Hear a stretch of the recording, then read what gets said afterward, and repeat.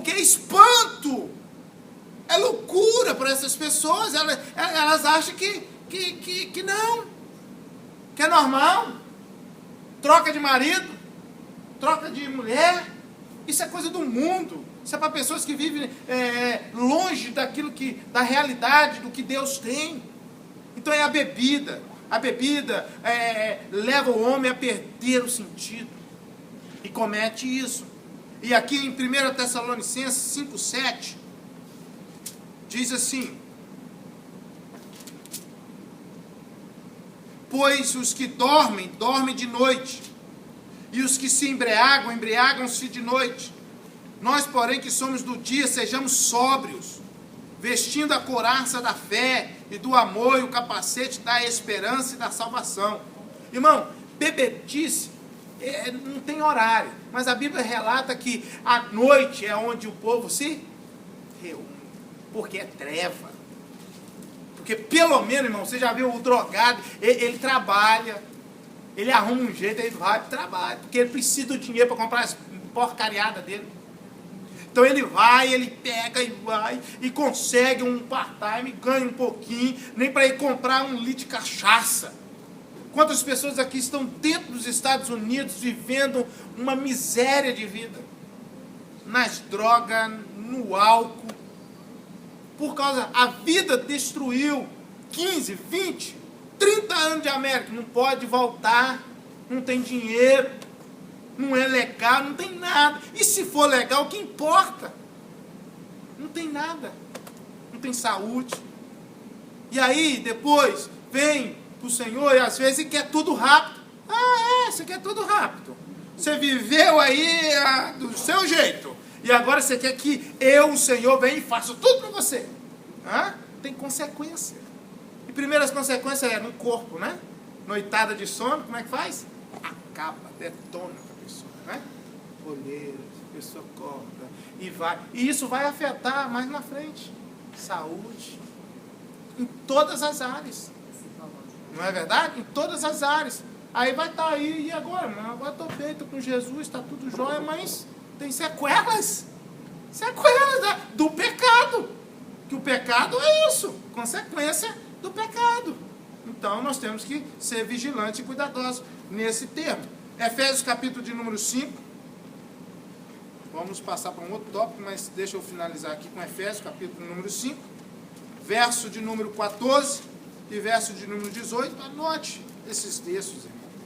Verso de número 14 diz assim: o propósito é que não sejamos mais como crianças, levados de um lado e para o outro pelas ondas, nem jogados para cá e para lá por todo o vento de doutrina, e pela astúcia e esperteza de homens que induzem ao erro. Veja bem, muitos assuntos aqui que levam o homem a cometer esses erros a companhias. Tem pessoa, irmão, que é uma coisa. Você olha os amigos, você olha onde é que ele está plantado, é só tranqueira. Só tranqueira. Meu irmão, se nós tivermos tempo, eu vou estar pregando hoje. Uma árvore, ela só vai produzir fruto bom se ela for arrancada deste local de pecado e transportada para o jardim de Deus. Enquanto ela ficar ali, ela não vai produzir, irmão. Não vai produzir. Não tem como ela produzir. A produção, ela vem quando a terra é boa. Porque a raiz, ela está arraigada na terra. E se a terra é ruim, se a companhia é ruim, se as pessoas que estão ali falsas, mentirosas e tudo mais, irmão, ela não vai produzir. Ela vai continuar vivendo essa vida de engano e de erro. E de erro na vida dela. Então nós tratamos desses assuntos, da importância disso, né? Tem algum assunto que vocês querem falar sobre essa questão? Anote esses versículos, é muito importante, porque agora nós vamos tratar de um assunto que é o comportamento, entrando nessas áreas também, comportamento, caráter, e nós vamos falar sobre Gálatas, capítulo de número 5, e verso de número 16. Nós vamos abrir aqui a nossa Bíblia, abra comigo. Gálatas é um livro tremendo, tremendo, que fala 5:25. Pastor Ronaldo, você está fechando o tópico de bebidas alcoólicas? Isso, estou fechando. Deixa eu só fazer uma observação, então, que a gente ouve muito e às vezes dá a impressão que é só lá fora, né? Mas infelizmente nós sabemos que às vezes muitos cristãos ainda não assimilou a ideia de que, uma vez que nós somos chamados, nós somos nazireu de Deus. E a lei do nazireu, ele não podia nem tocar em nada que viesse da vide. Ou seja, nem em uva seca. Ele não poderia nem se aproximar. Por quê? Ele é um nazireu, o nazireu é separado. E nós somos nazireu de Deus, nós somos separados. Nós não podemos ficar, ter contato. Comungando com isso. Comungando e aceitando e recebendo isso como se fosse uma coisa normal. E não existe esse negócio de só não pode embriagar. Como a gente acabou de ver dentro da palavra de Deus aqui em Provérbios, capítulo 23, não é nem para olhar. Por quê? Uma vez que a pessoa olha, vê um copo de vinho na frente dele, se ele já bebeu antes, com certeza ele vai ter desejo de beber de novo. Isso. É como quando a gente vai naquele restaurante lá no Olive Garden. Primeira coisa que eles fazem, te perguntam qual vinho que você quer. Para quem já bebeu, isso é tentador. Entendeu? Então, se ele falar, eu vou tomar uma tacinha, é de graça, ninguém está vendo, primeiro que Jesus está, né? E depois que ele não pode fazer isso porque ele é nazireu de Deus. E nazireu de Deus não pode ter contato. Muito importante isso colocado, que nós somos apresentados e vistos pelo Senhor como um nazireu. Povo santo, povo separado, povo, o sacerdote, né? Sacerdócio, embaixadores. Vai ver um embaixador embriagado? Vai ver essas pessoas? Não, você tem que ter boa reputação, representante. Salmo capítulo de número 1, o que diz? Olha, como é feliz aquele que não segue o conselho dos ímpios. Olha só, como é feliz aquele que não segue o conselho dos ímpios. Não imita a conduta dos pecadores, nem se assenta na roda dos zombadores, escarnecedores. Olha só para você ver.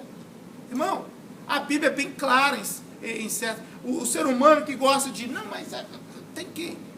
É como eu disse aqui. Você ir de uma festa, você ser convidado para uma festa, você vai sentar ali, mas você não vai comungar. No sentido de... Vamos dar um exemplo. Chocarrice. O que a Bíblia fala de chocarrice? Brincadeiras imorais. Perto de você, não, a não ser que você deixe.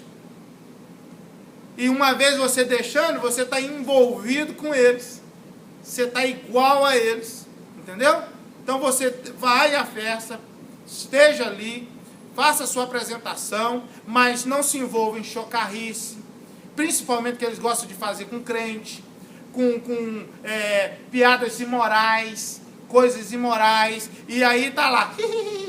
Você está comungando. Conversinha de duplo sentido. Você está zombando. Não faça isso.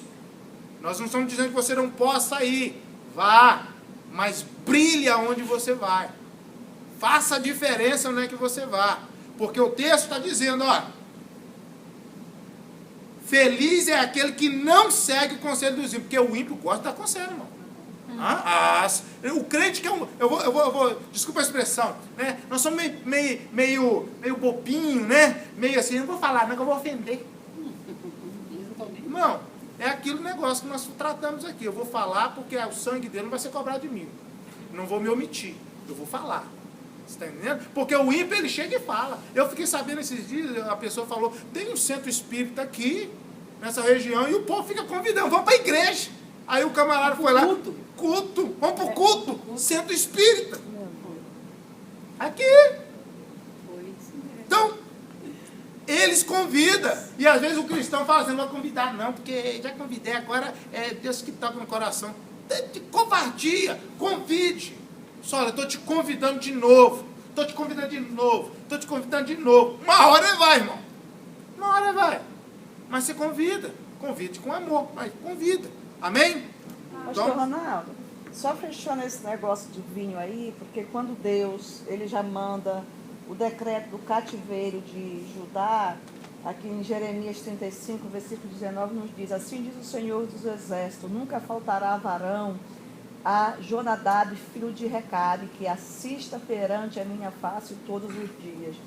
O Senhor, para provar o seu povo, pega essa família e leva no seu santuário ali e diz: dá vinho para eles beber, para que o meu povo venham ver. E Deus sempre falando para o seu povo: não beba, não beba, não se mostre, não coma a uva, não se mostre para o vinho. E este povo, está aqui no versículo 20. Os recabitas, né? E pus diante dos filhos dos recabitas taças cheias de vinhos e copos, e disse-lhe: bebei vinho. Mas eles disseram: não beberemos vinhos, porque Jonadab, filho de Recabe, nosso pai, nos mandou, dizendo: nunca bebereis vinho, nem vós e nem vossos filhos. Outro povo se separando. Justamente. Né? Deus levou a sua nação para o cativeiro e salvou essa família aqui. Porque Deus os fez como luzeiro ali. Mostra para o meu povo que eu estou avisando para eles não beber. Quer dizer, os sacerdotes estavam se embriagando. Justamente. Né? Os sacerdotes se embriagando. E aquele povo que não era diretamente da linhagem, mas eles estavam dizendo assim: eu não bebo. Justamente. Estava em obediência Irmão, à linhagem deles. Eles vão, a tentação vai chegar. Dá para entender isso? O inimigo está ao derredor.